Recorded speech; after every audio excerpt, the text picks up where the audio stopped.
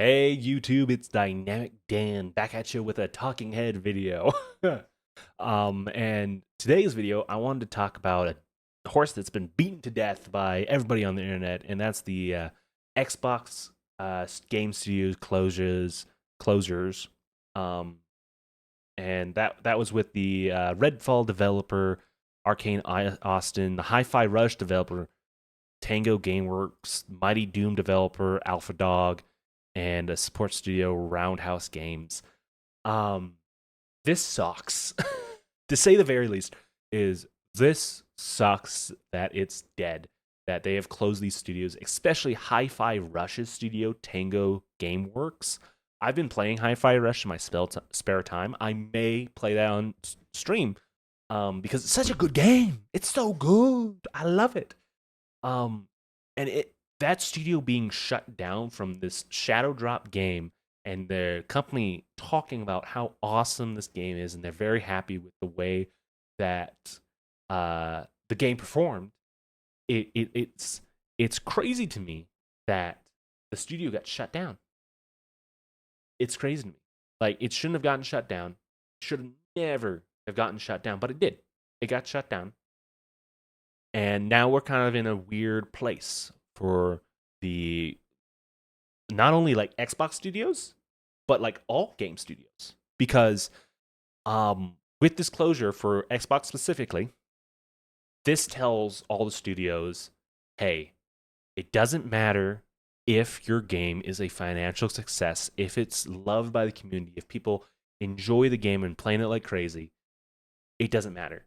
It's not about how have you been to me recently, because they launched a game last year that has won so many awards, and they just closed it. They closed it down. They don't care about your recent performance or anything like that. They don't care about what you're gonna do. They're gonna look at the spreadsheet and be like, where can we cut? What do we want to keep? What do we want to cut? And unfortunately, Hi-Fi Rush's studio was, oh, we're gonna cut you. Redfall Arcane Austin, theirs I can kind of understand because their latest game, horrible, horribly received, just bad, not good at all, and people didn't like it. I've never played it. I'm so happy I never played it. But yeah, Redfall, horrible game, horribly received. I can kind of see why they closed that, but it seems kind of weird because that studio also made, um, I think it also didn't it make the Dishonored series and the Prey. It may have made those, but Prey wasn't that well received. I've heard it's a fantastic game. I actually want to play it, but I don't think Prey was that well received. Redfall was horribly received, but the whole Dishonored series was fantastic. So seeing them just destroy Arcane Austin, I think the main Arcane studio is still there. So maybe that's why they just decided to trim the fat. I hate talking about trimming the fat when it comes to people's careers. But from their perspective, it's just like, okay, business way, we're gonna trim the fat. Just we don't need the support this secondary studio. We still have the main Arcane studio, so we'll keep that. But it's just amazing. It's just amazing how they are able to destroy Tango GameWorks, Alpha Dog Studios. I have no clue who they are. I'm sorry, I don't. And then Roundhouse Games. I feel like I've heard them before, but they're a support studio. They help with a bunch of different games for all the studios. And I believe this was from Bethesda's portfolio that they were cutting, closing studios. Bethesda was bought 6 years ago, 7 years ago, almost at this point. They were bought quite a while ago. Um, so now with the economy taking a turn and growth is not being uh, infinite, we're at a point where, oh, look, there's no such thing as infinite growth. We have to scale back so that way we have more profits somehow. They're going to start laying people off. And they went through, and I think Bethesda's all the whole portfolio Bethesda have, ZeniMax had, they're done closing studios. Oh, I hope. And they're probably going to move on to the next one, which is going to be Activision Blizzard's studios, and seeing what fat they can trim there. Because you best know they're going to do it. This is what happens when you consolidate. This is what happens when companies consolidate: is that they get rid of any fat that's not producing. It's not lean muscle that can produce things. It's going to get rid of things it considers fat. And it's sad because people lose jobs, and people, whenever there's job losses, people take their lives. And that's really, really sad. But it's just a whole messed up situation because I can see it from both angles. I can see it from the business point of view where they want to have record profits, they want to keep showing growth and doing all that. But it's just a fucked up system that we have where there's no such thing as infinite growth. And the stock market is built on that. Our whole economy is built on, infinite growth. There's no such thing. There's never been any such thing as infinite growth. There will never be anything as infinite growth. Things go up and down like a heartbeat. Heartbeat go up, heartbeat go down. It's a rhythm. The whole economy generally goes up and down, but has an upward trajectory. It's always increased, but it goes up and down within a margin of error. Within a margin, it's going up and down, with steadily over time going up. But we get snap decisions. But yeah, those studios are now closed, and we're never going to get a sequel to Hi-Fi Rush. Why do I say never? Why am I using such strong language with that? Because that was the studio that made it. Was Tango GameWorks. That was the people in there. Any game that we get that's named Hi-Fi Rush is going to be made by different people. Going to have a different name. It's going to have the same name, just different feel. Honestly, and sometimes people can pull it off. People can pull it off, like Fallout. Fallout 3 was made by Bethesda. Then Obsidian came in, made Fallout New Vegas.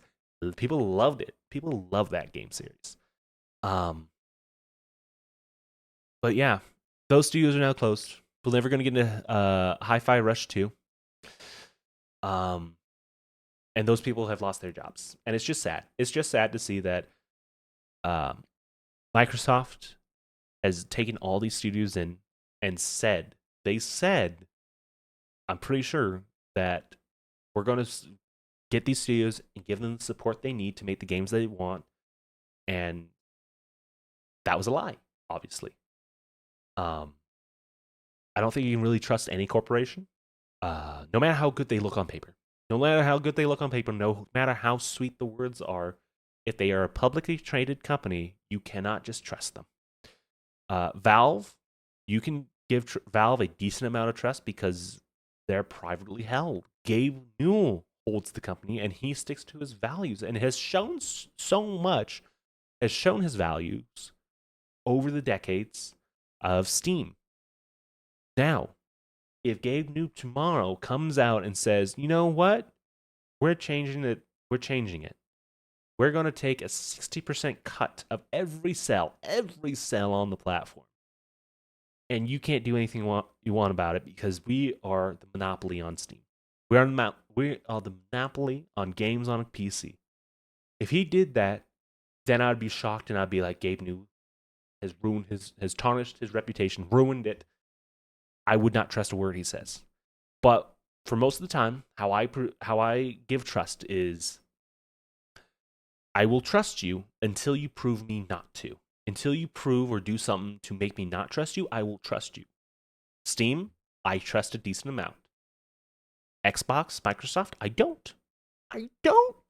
Apple, I'm an Apple fanboy. I have an iPhone, iPad, MacBook Pro. I have the works. Do I trust them? No.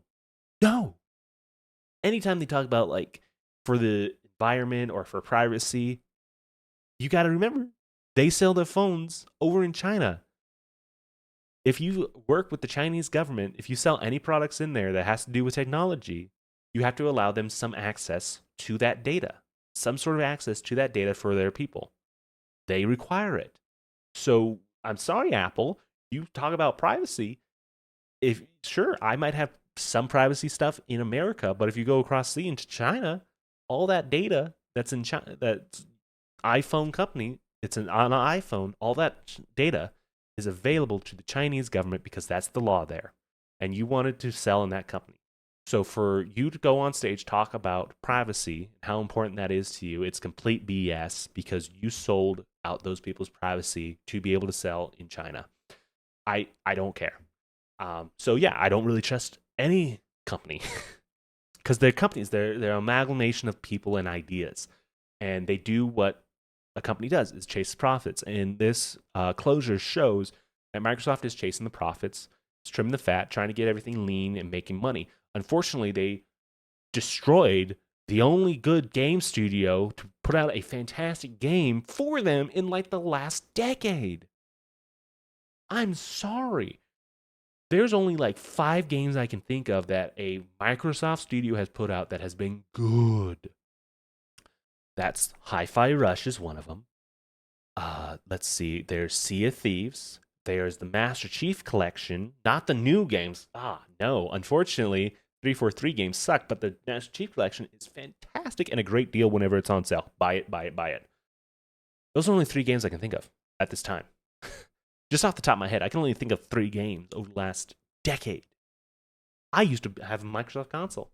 They lost. I bought a PS5. I bought a PS4 over. I had a 360. They didn't have the games. I bought a PS4. Again, that whole console generation, I got an Xbox One eventually. There was like no games. There was no games. Then with the Series X, didn't buy it, didn't bother. They put all their games on PC. Why would I invest into a system or anything like that and give you my money when you do not produce games? And when you do produce a good game, you kill the game studio, making it so we can never get that game again. Why? Why? It is frustrating. It is infuriating that Xbox has done this. Everybody is upset with them. I am too. And it doesn't help that their president says studio closures were made to keep businesses healthy for the long term. Don't you love that?